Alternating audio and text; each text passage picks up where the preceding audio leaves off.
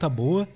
Mas eu tenho uma que eu separei também. Manda. E eu acho que é super interessante, que é a questão da impulsividade. Como assim? Então, se a gente pega exemplos de pessoas famosas com TDAH, o primeiro que vem na minha mente é o Michael Phelps. Certo. Certo? Eu não sei como é que é a relação dele, se ele toma medicamento ou não. A questão é... Toma, ele já falou que toma. Legal. A questão é que ele provavelmente direcionou uma impulsividade que ele teria para outras coisas para ficar bom em algo, né? Que no caso dele é nadar. Como é que você vê isso? Como é que a gente pode direcionar se uma impulsividade, que às vezes uma pessoa com TDAH tem essa impulsividade mais elevada, como é que pode mandar isso para outro lugar, sabe? Isso aí é boa pergunta. Tem duas coisas sobre o Michael Phelps, né? Tem uma... A primeira é que o Michael Phelps ele toma medicação. Tem entrevista dele falando sobre isso, né? Pelo menos ele tomou por um período. Tem entrevistas dele que falam sobre isso. E tem uma outra que eu gosto muito.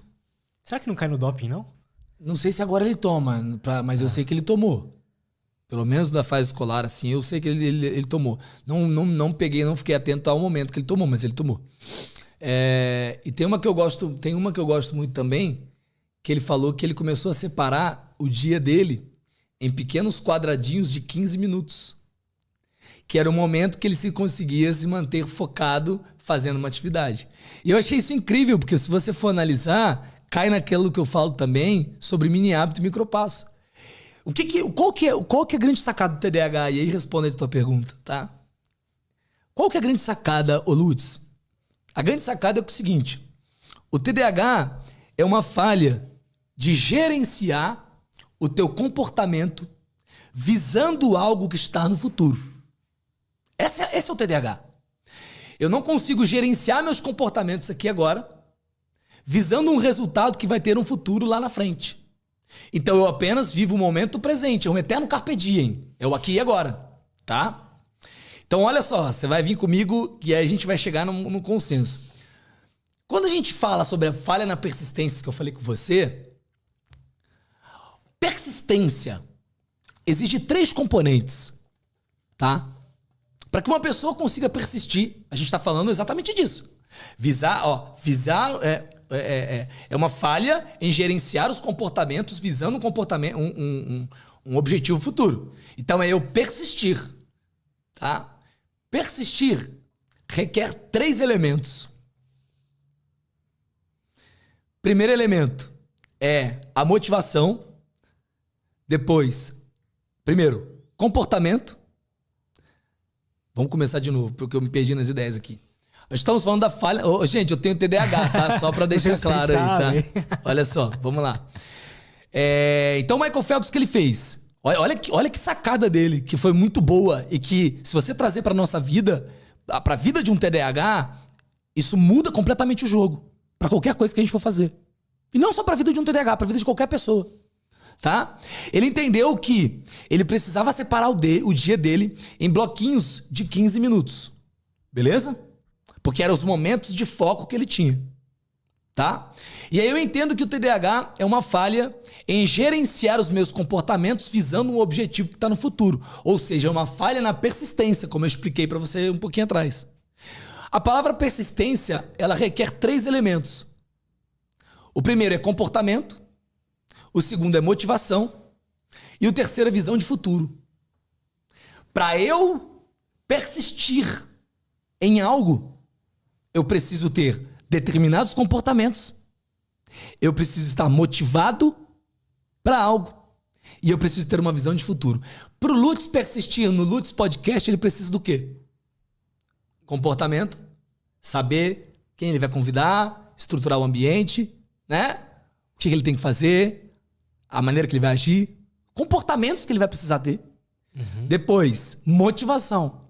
Caramba, se o Lúcio não tiver vontade de ligar pra mim, de me chamar, de responder o inbox, de estruturar todo o processo, não vai ter Lutz Podcast.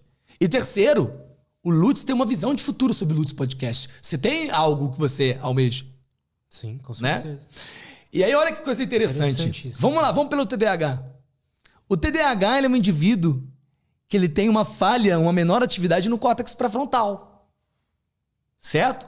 Eu falei para você que o córtex pré-frontal, entre muitas coisas, gere as funções executivas, etc. Mas eu não falei uma coisa do córtex pré-frontal. É exatamente no córtex pré-frontal onde a gente consegue ter o quê? Visão de futuro.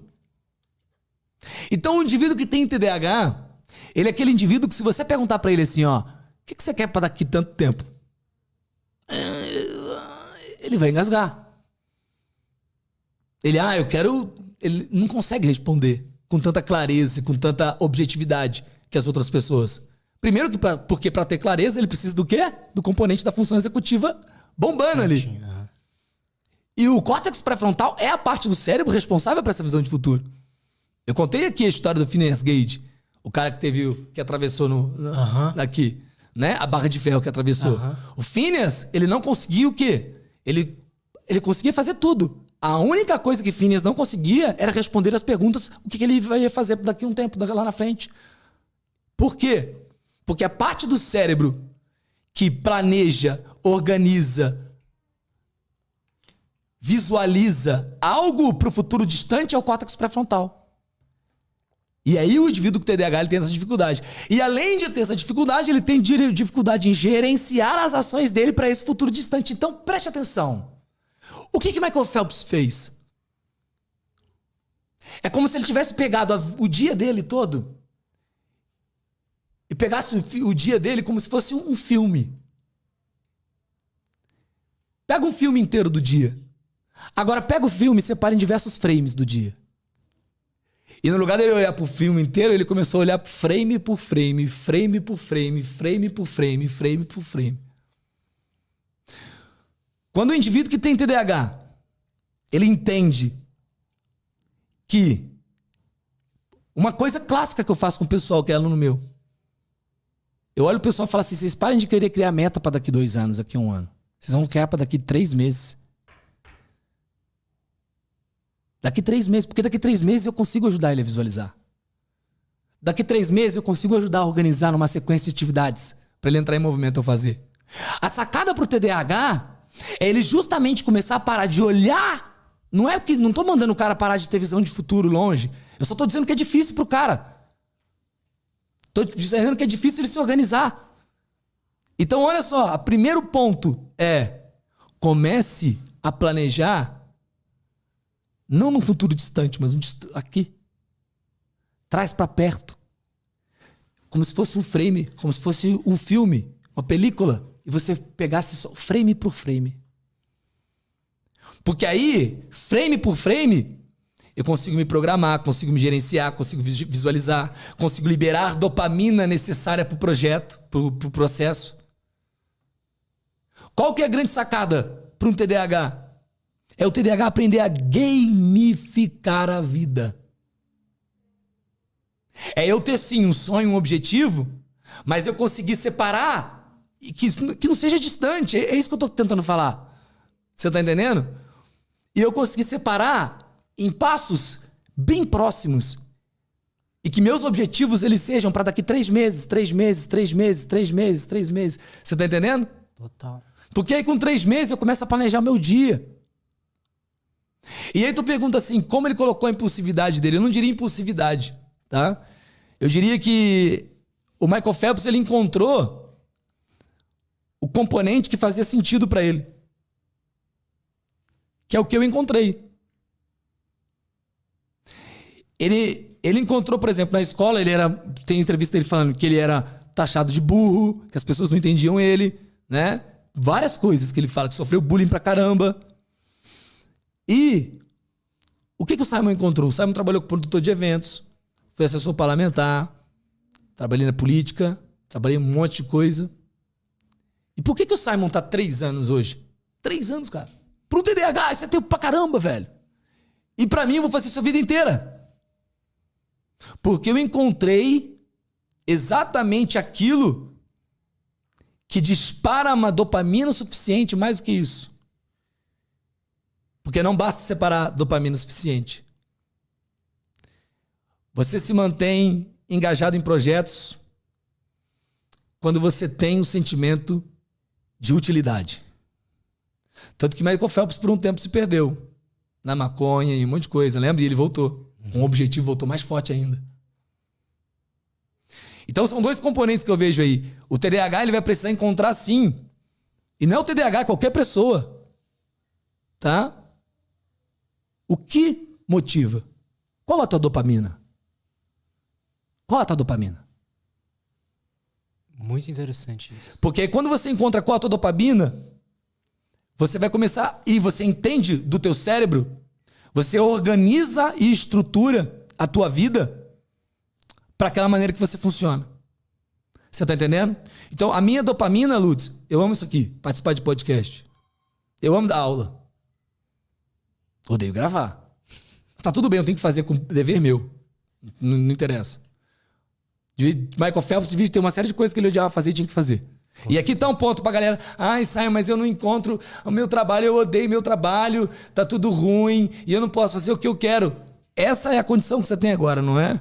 Então cumpra ela, o teu dever, faz o que você tem que fazer, aprende a dormir de peito cheio. O que é dormir de peito cheio? Lutz, vamos ser sinceros, o dia que você cumpre o seu... O dia não aconteceu nada no teu dia. Mas você treinou, você foi lá, fez uma coisa chata do podcast que você tinha que fazer, mas você fez. Olha só, não foi legal o dia, mas você cumpriu um monte de coisa chata que você tinha que cumprir. Nem foi o dia que você fez a entrevista, eu imagino que a entrevista é o ápice, né? Com certeza. É igual eu também vim, é o ápice, mas... Cara, eu não vou em podcast todo dia. Eu não vou em podcast todo dia.